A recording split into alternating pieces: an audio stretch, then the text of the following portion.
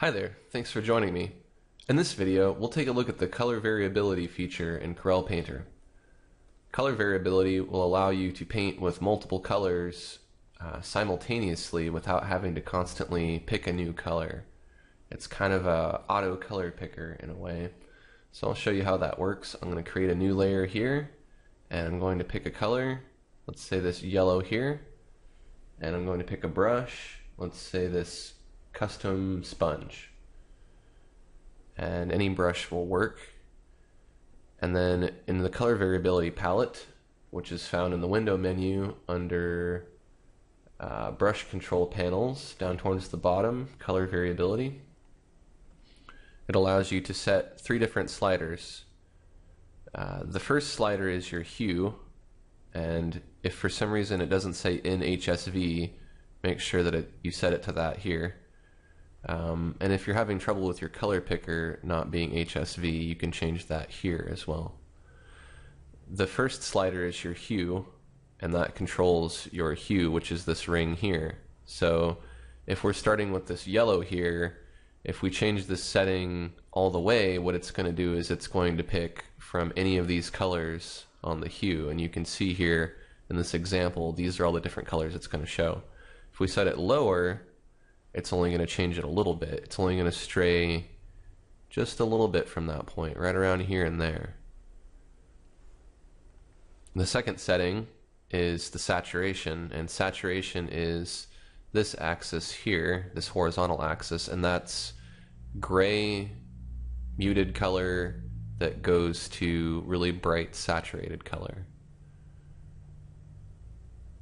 So this slider, if we move it back and forth, we can see that we will saturate or desaturate the color. And the final slider is value, and that's lightness and dark. So that's this axis here, the vertical axis. So if we change this slider, our color is going to get lighter or darker. So let's try a few different strokes here. Right now we've got our value slider set to 21 in our color variability palette, and we're going to use this light gray color, and we'll see what we get when we tap with our pen.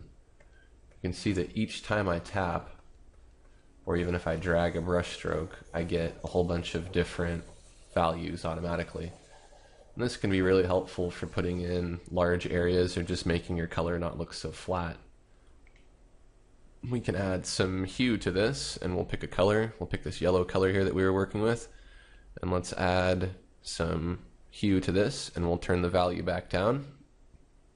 You can see if we paint, then we're getting some straying. It's going from about the pink over here, or the magenta, to some of the green over here. And if we change it a little bit less, we'll get a less dramatic setting. Sometimes subtle is better. I find I just want to vary my color a little bit and not too extreme, and that helps quite a bit. So a setting that's maybe 5 or lower, and usually I use about 2 or 3, believe it or not, just to kind of vary the color a little bit. You can see it really just kind of gives you a more painterly looking color. So this is a really cool feature. I don't always use this, but I do sometimes, and it depends on what I'm doing. But I usually don't go too extreme with it to the point to where I'm making a bunch of really weird looking stuff here. Again, these settings are better if they're subtle. I'll show you a couple practical examples real quick of how you can use this and how I might use it. If I were going to do a tree, for instance, I want to put some leaves on it, so I'd start with a dark color for the leaves, and then I'll turn on a little bit of hue, maybe a little bit of saturation, a pretty low setting. I'll pick a brighter color here, and then I'll use this for my highlight. And you can see you get a little bit of this brown and green, and it really just changes it up and helps it look a little more natural.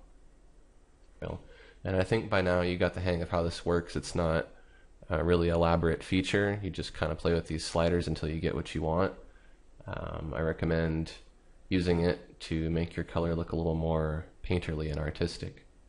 If you found this information helpful, take a quick second to like this video or share it on YouTube or on Facebook, and that'll make it easier for other artists out there to find this information.